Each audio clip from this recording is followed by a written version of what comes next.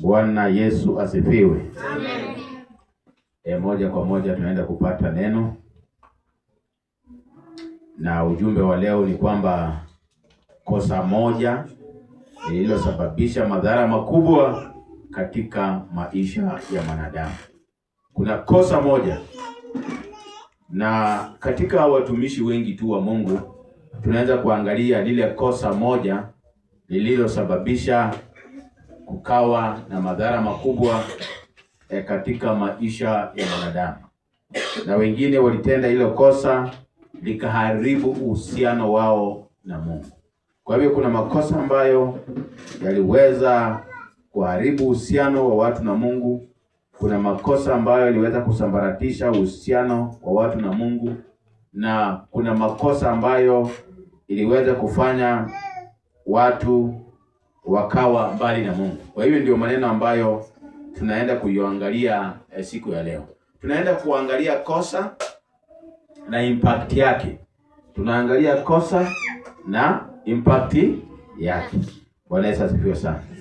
Kwa hivyo ukisoma Mwanzo mlango wa 2 mstari wa 16 mpaka 17 inasema Adam na Hawa kosa lao moja ilikuwa kula lile tunda ambalo Mungu alikuwa amesema wasile. Kwa hivyo matokeo yake ikawa wao kufukuzwa katika ile bustani ya Edeni. Bwana Yesu asifiwe sana. Amen. Walifukuzwa kabisa, wakaambiwa watoke hapo kwa sababu ya lile kosa ambalo walikuwa wamelikosea. Ukisoma katika kitabu cha Hesabu mlango wa 20 mstari wa 7 mpaka 12, Biblia inasema kwamba Musa akaambiwa na Mungu aongeleshe mawe na litaweza kutoa maji. Lakini yeye kwa sababu watu walikuwa wamemsumbua, watu walikuwa wamemkoroga akili, akauliza watu, je, ni watolee maji katika mwamba huu? Wakati watu kasema basi badala ya kuongelesha jiwe akagonga jiwe. Tena si mara moja, mara mbili. Lile kosa likafanya akaweza kuzuiliwa kabisa. Akaambiwa wewe hutaingia katika nchi ya ahadi. Ile kosa tu moja. Kwa hivyo najaribu kutuambia kusema ya kwamba tuwe makini, tusiwe watu wa kukosea hapa na pale. Unaweza kosa moja likakasababisha madhara makubwa. Bwana Yesu asifiwe sana. Linafanya uhusiano unayumba. Kuna mtu mwingine ambaye anaitwa Samson. Katika Waamuzi 16 na mlango wa 16 mpaka 17 utaona kwamba Samson kosa lake moja tu kubwa ilikuwa kumwambia Delila mahali nguvu zake ziko. Hiyo ikasababisha ya kwamba Samson akashikwa, Samson akapigwa, Samson akanyolewa, Samson akatobolewa hata macho. Samson akawa anapewa kazi ngumu sana, kazi ambayo yeye mwenyewe hakuwa ameizoea. Hii ilitokana tu na lile kosa moja ambalo alikuwa amefanya, kumwambia Delila mahali ambapo nguvu zake zilikuwa zinatoka ama zilikuwa zinatokea. Na ni jambo ambalo lilikuwa limefichwa miaka mingi. Ni vile tu mtu mmoja alikuwa anasema ya kwamba usiwache maadui wajue mahali gala lako liko, mahali unatoanga mkate. Maana adui akijua si ataenda tu kuchoma. Bwana Yesu asifiwe sana. So ni vizuri kwa watu tuko protective. Kuna mtu mmoja ambaye aliitwa Daudi. 2 Samuel chapter 11 verse 14 to 17. Lile kosa kubwa kabisa hata ambalo Biblia inasema Daudi aliweza kufanya ni kumchukua mke wa Uria na kuua Uria. Hilo ndio kosa kubwa kabisa ambayo Daudi aliweza kufanya. Na hili kosa liweza kusababisha akaambiwa kwamba kuna mambo matatu hayataweza kuondoka katika nyumba yako. Number 1, yule mtoto ambaye ataweza kuzaliwa hataishi. Jambo la pili, upanga hautatoka nyumbani mwako. Jambo la tatu, ya kwamba nitachukua wake zako mchana na kupatia adui, na kupatia jirani. Kwa hivyo naona ya kwamba hili kosa ambalo Daudi aliweza kufanya, moja tu, liliweza kumgharimu mambo mengi. Liliweza kugharimu hata familia. Liliweza kuleta umwagikaji wa damu ndani ya familia. Liliweza kuleta mambo ya aibu ndani ya familia kwa sababu ya lile kosa moja. Kosa moja ambalo Yuda alikuwa amefanya ni kumsaliti Yesu. Bwana Yesu asifiwe sana. Hilo kosa ukiangalia katika Matthew 26 verse 14 to 16. Nasema ya kwamba lile kosa ambalo yeye tu aliweza kulifanya kubwa, na hata kosa hilo ambalo pia halina msamaha. Biblia inasema ya kwamba dhambi za Judas zimeandikwa katika jiwe, zimeandikwa katika chuma, ya kwamba haiwezi futika. Lakini lile kosa tu ambalo yeye alifanya kubwa ni kumuuza Yesu, kumsaliti Yesu. Zaidi ya yote lile pia alikuja kufanya kubwa zaidi ni kujinyonga. Bwana Yesu asifiwe sana. Na matokeo yake kumuuza Yesu, matokeo yake ikawa ya kwamba ni kujinyonga. Matokeo mengine ikasema ya kwamba alianguka na tumbo lake likaweza kupasuka. Hiyo kinaweza iangalia katika Matendo ya Mitume. Kosa kubwa la Sauli, 1 Samuel chapter 15 verse 3 to 9. Kosa kubwa la Sauli ilikuwa kumhifadhi mfalme Agagu. Mungu alikuwa amesema ya kwamba watu wote, wanyama wote wakaweza kuondolewa, lakini yeye akachukua wale wanyama wanono wazuri, na zaidi ya yote akamhifadhi mfalme Agagu, na hii nchi ilikuwa imeasi. Mungu alikuwa amesema wamuondoe. Basi matokeo yake ikawa ya kwamba Sauli akakataliwa. Mungu akasema huyu hawezi kuendelea kuwa mfalme. Mbona kosa tu moja ikamkosti hata ule falme wake. Sema basi katika kizazi hiki Mungu akawa amemalizana hicho kizazi kabisa, akasema hata uzao wake hakuna. Hapo ndio sasa tunaona ya kwamba Daudi baadaye anakuja, anaingilia na anakuwa mfalme. Hiyo matokeo nimeisoma 1 Samuel chapter 15 verse 23. Matokeo yake Mungu alimkataa Sauli kuwa mfalme. Kuna mtu mmoja katika kitabu cha Hesabu mlango wa 4 mstari wa 15 aliitwa Uza. Uza, wakati sanduku la agano lilipokuwa linaletwa katika nchi ya Yerusalemu, likiwa na shangwe na vigelegele, bali silifika mahali kaonekana ya kwamba inaweza anguka. Yeye akanyosha mkono wake kujaribu kuzuia ile sanduku la agano lisiweze kuanguka. Basi Mungu aliweza kumuondoa. Huyo jamaa aliweza kufariki kwa sababu aliweza kuguza sanduku la agano kinyume na mipangilio za Mungu. Najua kazi ya Mungu inaweza onekana kwa kwamba inaanguka. Mwanadamu akakimbia akasema acha niishikilie. Kazi ya Mungu haiwezi anguka. Bwana Yesu asifiwe sana. Lakini Uza akawa anaona hii kitu ya Mungu itaanguka. Akakimbia ili kuweza kuizuia, na matokeo yake akawa aliuawa on the spot kwa sababu tu ya kuliguza lile sanduku la agano. Lakini katika mawazo yake yeye alikuwa anaona ya kwamba anasaidia. Kuna mtu mmoja ambaye pia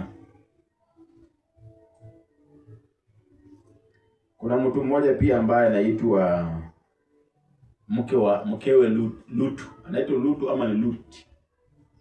Wacha niseme Lutu. Sawa sawa. Yeye Mungu alikuwa amewaambia ya kwamba waende kabisa na wasiangalie nyuma, lakini inaonekana walikuwa matajiri wakubwa sana. Sasa mama akaangalia nyuma kuona vile hiyo mji inavyoteketea, vile mali yao inavyoteketea. Basi Biblia inasema ya kwamba aliweza kugeuka na akawa chumvi. Mungu alimwambia asiangalie nyuma, yeye akaangalia nyuma. Kwa hiyo matokeo yake ikawa ya kwamba akageuka akawa jiwe la chumvi. Makosa ilikuwa gani? Kuangalia. Bwana Yesu asifiwe sana. So hii unaona yale mambo ambayo Mungu ametuelezea Tufate hii laini. Ukiteleza tu kidogo, unakuta kwamba umeenda nje na mpangilio ya Mungu. Kuna mtu mwingine anaitwa Anania na Safira. Anania na Safira waliuza shamba. Walikuwa wamesema tukiuza shamba zile pesa zote tutalete hapa. Walipouza shamba wakaona pesa imekuwa nzuri. Kwa hivyo wakakata sehemu ya zile pesa, zingine wakapeleka kanisani, zingine wakabaki nayo nyumbani. Basi walipoulizwa, je, ni pesa zote ambazo mmeuza shamba? Wakasema ndio. Sio wakasema tu hapana, kwa sababu tulikuwa na matatizo huko nyumbani, tukaona tulete hii ile. Wakasema hapana. Kwa hivyo walikauawa ama wakafa kwa sababu ya kukosa uaminifu, kwa sababu ya kukosa uaminifu, na kwa sababu ya kukosa kuwa watu wa ukweli. Mshakaulizwa akasema ni hiyo yote. Akamwambia basi hujadanganya Mungu, hujadanganya mwanadamu, umedanganya roho wa Mungu. Kwa hivyo akaanguka akafa. Masaa matatu baadaye mkewa akaja, naye hana habari. Unajua angekuwa hapa angesema haya bana, kwa sababu angeona mzee wake kutum chini. Wewe unafikiria angeenda kusema hiyo? Angesema hapana, kuna ingine nyumba. Lakini yeye masaa matatu baadaye akaja, hana habari. Biblia inasema ya kwamba na yeye akakiri vile vile. Akaulizwa, mbona mmeshirikiana? Mbona mmekubaliana kumdanganya roho wa Mungu? Hata yeye akaweza kufanya. Kwa sababu gani? Mafaa ilitokea kwa sababu gani? Kwa sababu tu ya udanganyifu. Kwa sababu ya watu kutokuwa watu wa ukweli. Mambo kama hayo ikaweza kufanyika. Hiyo maneno nasema ni katika Matendo ya Mitume 5 kuanzia 1 mpaka 4. Kuna mtu mmoja, na hii makosa ndio sisi hufanya sana kama wanadamu. Hii Matendo ya Mitume 12 mstari wa 22 mpaka 23. Makosa haya ambayo Herodi alifanya, hata sisi hufanya kwa wingi. Ndio maana unaona mtu alikuwa mhubiri, kipawa inafariki. Mtu alikuwa mwanabiashara mkubwa, mambo yake yanasambaratika. Mtu alikuwa mwimbaji mkubwa, mambo haya yanasambaratika. Kwa sababu gani? Alifanya vile Herodi anavyofanya. Herodi alichukua sifa ya Mungu. Haya ndio tu ilikuwa makosa makubwa ambayo Herodi alifanya. Aliketi katika kiti chake cha hukumu, akatoa hotuba, watu wakasema huyu si Herodi anazungumza, huyo ni Mungu. Biblia inasema ya kwamba akanyamaza. Zile sifa hakumpa Mungu. Akakuliwa na nondo, akakuliwa na wadudu, akafa hapo hapo. Yaani hata askari wake na ile marungu, na ile mishale, na ile bunduki, na ile ulinzi hawangeweza kuzuia Mungu kufanya kazi yake. Kwa hivyo hii maneno inatufundisha, hii maneno ni funzo kwetu ya kwamba zile sifa za Mungu wache zimwendee Mungu. Unahubiri vizuri, watu wanafurahi, usiseme ni mimi nasoma vitabu sana, ni mimi hata silalangi, ni mimi hata sikulangi, ni mimi nafanya research sana. Unaona ni mimi inaondoa ule uwepo wa Mungu katika mambo hayo. Inaondoa Mungu kabisa. Wacha kila kitu. Je, umehubiri vizuri? Ni Mungu. Umeimba vizuri? Unasema Mungu. Mtu anasema siku hizi uko na afya nzuri. Unasema ni Mungu. Sio unasema ati siku hizi nakula vizuri. Kuna watu wanakula vizuri lakini baada hakuna afya. Kwa hivyo tunaona katika mambo hayo yote, wacha tukaweze kuweka Mungu mbele. Bwana Yesu asifiwe sana. Kila kitu weka Mungu mbele. Kuna mtu mwingine pia makosa ambayo sisi pia huyafanya. Mambo ya Nyakati, 2 Chronicles chapter 36 verse 11 to 22. Inasema kosa la mfalme Zedekia ilikuwa kutomsikiza Yeremia kwa makini ama kwa heshima. Yaani Yeremia alipomletea ujumbe alipuuza. Kwa hivyo yeye aliangamia, si kwa sababu ya kitu kingine, kwa sababu ya kupuuza ujumbe ambao ulikuwa umetoka kwa Mungu kupitia kwa Yeremia. Hii ndio ilikuwa kosa yake kubwa. Kwa hivyo mambo yake iliweza kusambaratika kwa sababu tu hakuweza kusikiza mtu wa Mungu kwa heshima. Heshima gani tunazungumzia? Unaweza kuta mtu wakati anahubiri yako tu vitu zake. Huyu asikizi kwa heshima. Bwana Yesu asifiwe sana.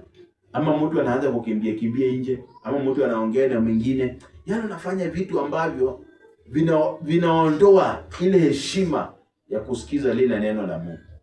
Kwa hivyo unaweza kuwa unadharau huyu mtu, lakini anapokuja kwa neno la Mungu, anaposema maneno ya Mungu, basi hilo neno la Mungu ikaweze kuheshimiwa.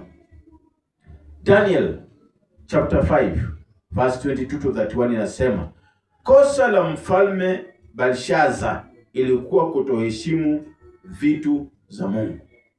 Yaani tu mtu anakataa kuheshimu vitu za Mungu, kosa yake inakuwa ni hiyo, na mambo yake inasambaratika. Na ni vile tu alikuwa amefurahi, akasema zile vitu za Mungu ziletwe hapa, wakaanza kukunywa kwa hizo vitu za Mungu pombe. Aliuawa siku hiyo, usiku huo huo. Biblia inasema aliuawa usiku huo huo kwa sababu tu ya kuto viheshimu vitu za Mungu. Bwana Yesu asifiwe sana. Unaona watu wengine hata siku hizi wanaenda mpaka kanisani, wanaiba vitu za kanisa. Hiyo ni wanajaribu kufanya vile mfalme Belshaza alivyofanya.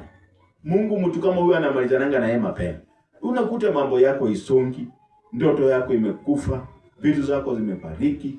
Ukienda kinyume na mipangilio za Mungu, uende uchukue vitu za Mungu uharibu, Mungu huwa anakasirika.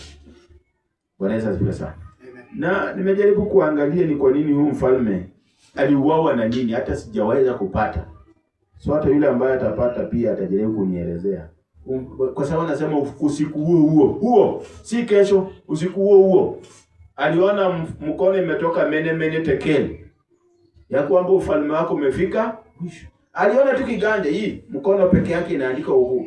Hata alijikojolea, alitetemeka. Biblia inasema hizi nis zilianza kupigana kokokokokoko. Na ni mfalme. Kwa sababu alikuwa ameenda kinyume na mambo ya Mungu. Kuna mtu mwingine pia ambaye Mungu alimwadhibu. Anaitwa nataka kusoma katika Daniel chapter 4 verse 28 to 33. Anaitwa King Nebuchadnezzar. King Nebuchadnezzar, yeye kosa yake moja ilikuwa kiburi. Alikuwa tu mtu wa kiburi.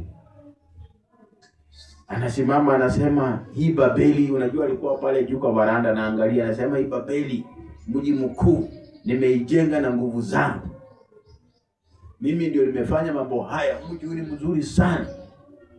Ati kabla maneno haya hajatoka katika kinywa chake, akaambiwa, mpumbavu wewe, ende kula nyasi huko. Akaenda akakula nyasi miaka 7. Kwa sababu tu ya kusema zile vitu ambazo Mungu alikuwa amefanya kupitia ndani yake, akaona ni yeye, akaondoa Mungu. Akakula nyasi miaka 7. Biblia inasema alipokuwa huko miaka 7, makucha hata nyoi, nywele imemea, makucha kati, nywele ya nyoi, makucha imemea, nywele imemea. Anakula tu vitu na msituni, na hata anaishi na wanyama huko msituni. Hata wanyama wanashindwa, na huyu ni mnyama gani? Ni kwa sababu tu alikuwa na kiburi. Alikuwa anasema mambo haya ambayo imefanyika kwa sababu ya nguvu zake.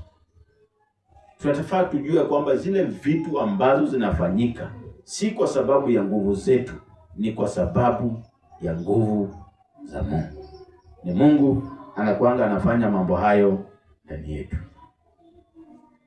Na tumeona ya kwamba matokeo, alikula nyasi, akakaa mbali na ufalme miaka 7. Alikuwa mbali na watu miaka 7. Alikuwa anapenda kukula chapati, anakula nyama. Siku hiyo alikuwa anakula tu nyasi huko msitu huko. Kwa sababu ya kusema ya kwamba mambo hayo ilikuwa nguvu zake zilikuwa zimefanya. Pia kuna kosa ambalo Daudi alifanya. Daudi wakati aliona amekuwa maarufu zaidi. 2 Samuel chapter 14 verse 1 to 15, unaweza soma polepole. Takuta ya kwamba Daudi mambo ilikuwa inaenda vizuri zaidi. Sasa yeye ni mfalme. Anaenda mahali ananyorosha watu. Akasema anataka kuhesabu watu. Wanajeshi ajue ako na wangapi. Jambo lile likaonekana si nzuri machoni pa Mungu. Basi akaambiwa achague kati ya mambo matatu. Jambo la kwanza, njaa. La pili, vita. Ya tatu, tauni. Daudi akasema, "Oi, nimekosa mimi. Nimeasi sana. Nimefanya upumbavu. Basi wacheni nianguke mikononi mwa Mungu. Maana katika mikono ya Mungu kuna rehema." Unaweza asifiwe sana. Maana katika mikono ya Mungu kuna hiyo injili tuliwahi kuwa nayo mahali hapa siku nyingine. Yaani hata ukikosea namna gani, usikubali kuanguka katika mikono ya wanadamu. Wewe kama kuna mahali unafaa kuanguka ni katika mikono ya Mungu. Kwa hivyo alipoasi, alipoenda kinyume, alijiletea mambo, akaambiwa mambo haya matatu. Yaani kuna makosa mengine lazima tu yaadhibiwe. Haiwezi enda kabisa bila kuadhibiwa. Makosa lazima iadhibiwe.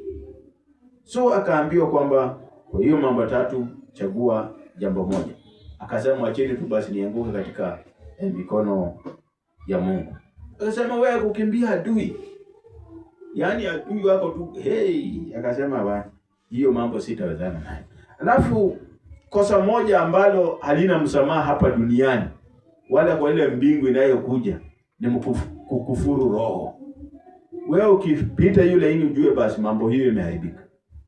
Kukejeli roho, kutusi roho, kumdharau roho, kutomdhamini roho. Mambo hayo yanakuletea matatizo ya milele. Na kwamba Biblia inasema kwamba huwezi samehewa katika ulimwengu huu na wala ulimwengu utakao kuja. Bwana Yesu asifiwe sana. Na sasa sisi tumerahisishwa tu maneno. Najua Biblia inasema wote tumetenda dhambi. Wote tumepungukiwa na utukufu wa Mungu.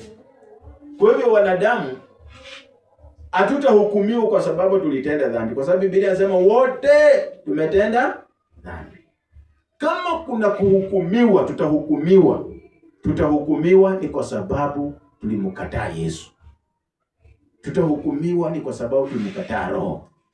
Tutahukumiwa ni kwa sababu tulimkataa Mungu. Kwa sababu ukimkubali Yesu, umekubali msamaha. Bwana Yesu asifiwe sana. Kwa hiyo mambo yote tunayoweza kuyatenda ukiwa ndani ya Yesu unapata msamaha. Watu ambao tukimkataa Yesu hakuna msamaha hapa, na hata ile mbingu inayokuja hakuna msamaha. Kuna mahali ambapo Biblia inasema kwamba wanaonikataa hapa ulimwenguni na mimi nitawakataa mbele ya Baba. Wanaonidharau hapa, tutakapofika mbele ya Baba na mimi nitawadharau. Bwana Yesu asifiwe sana. Kwa hivyo tuwe makini na yale makosa ambayo tunayokosa. Ijapokuwa sisi ni wanadamu, ijapokuwa sisi ni wakosaji, tuwe na mipaka. Tusikuwe na laini zingine ambazo tunavuka, ambazo zinaweza kutuzuia sisi kuingia katika ufalme wa Mungu, kuingia katika ufalme wa milele. Kwa hivyo kuna makosa, kiangalia makosa, kwa sababu Biblia inasema kuna makosa mengine ni ya mauti. Kuna makosa mengine ya kuadhibiwa. Kuna makosa mengine ni ya kuonywa. Kuna mengine ukifanya mambo yako yanakuwa imekwisha kabisa ulimwenguni na huko mbinguni. Bwana Yesu asifiwe sana. Ile kosa ni kukufuru Roho wa Mungu. Hata kama utakuwa na makosa mengine, usikubali kufika hapo. Tuwe watu wa kuangalia kabisa ile njia ambayo inaweza kutukosanisha sisi na Mungu. Kwa sababu kuna watu walikosanishwa na Mungu lakini wakarudi kwa njia haraka haraka. Kwa hivyo hata sisi, kwa haya ambayo nimetaja, kama kuna moja ambalo ulitenda kwa kujua ama kwa kutojua, bado kuna nafasi ya wewe kuweza kusamehewa. Bwana Yesu asifiwe sana. Na njia tu moja ya msamaha. Njia moja ya msamaha na njia iliyokubalika na njia nzuri. Nikale kama jamaa kalikuwa kama mfupi. Unajua yule mfupi alikutana na Yesu. Aliitwa nani? Yesu, Zakayo. Zakayo alisema mimi nimekuwa mnyang'anyi na narudishia watu mali yao. Na nusu ya mali yangu nawapatia maskini. Mpaka hata Yesu hakuwa na kazi ngumu. Akamwambia leo wokovu umefika katika nyumba hii. Alipomkubali tu Yesu, ile mambo mengine iliyeyuka peke yake. Alipomkubali Yesu, yale mambo mengine yalitoroka peke yake. kwa sababu watu walikuwa wampendi, kwa sababu alikuwa mtoza ushuru. Akaambiwa atoze 200, yeye anatoza 400, yaani 200 ni yake. Kwa hiyo akawa anafanya biashara ambayo watu wengi wako wanafurahia. Lakini alipokutana na Yesu, akasema kama nimewahi kunyang'anya na kurudishia mara hii. Weleza pesa. Na Yesu akatangaza, akasema kwamba leo wokovu umefika katika hii nyumba ya Zakayo. Kwa hiyo hata sisi tuweza tubu na Yesu mwenyewe atangaze ya kwamba wokovu umefika katika maisha yako. Wokovu umefika katika maisha yangu. Wokovu umefika katika maisha yule mtu mwingine. Wakati tu tumekubali, wakati tu tumetubu, wakati tu tumekubaliana ya kwamba sisi ni watenda dhambi, sisi tumetenda dhambi, sisi tumeasi. Hapo tu basi Mungu anaweza kusamehe. Lakini ya kukataa Kristo, ya kukataa roho, hata kuna mwingine nisikia akisema hakuna Mungu, bwana, kuona huko itakuwa ngumu. Weleza zipe sana. Kuna mijadala mingine usiwe unajiingiza ndani, kwa sababu hiyo mijadala tunajaita ni mijadala ya upuzi. Mahali mtu ataanza kusema hakuna Mungu, sasa wewe si unajua tu wapumbavu ndio usema rohoni hakuna Mungu. Si uondoke tu kwa hiyo kikao pole pole. Hata Biblia inasema kuna baadhi ya vikao vingine usikae kwa vikao kama hizo. Mungu awabariki sana. Mungu awabariki sana.